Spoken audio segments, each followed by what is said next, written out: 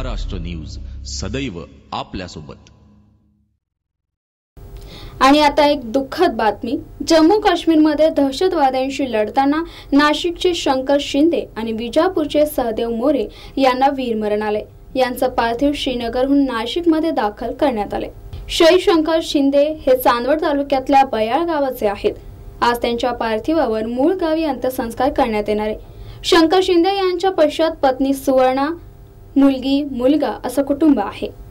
झुंडेशी गावात अतिरेक्यांसोबत झालेल्या धुमश्चक्रीत नायक शंकर शिंदे आणि सहदेव मोरे यांना गोळी लागल्याने ते धारातीर्थी पडले। तर या चकमकीत भारतीय जवानांनी 5 अतिरेक्यांचा खात्मा केला आहे।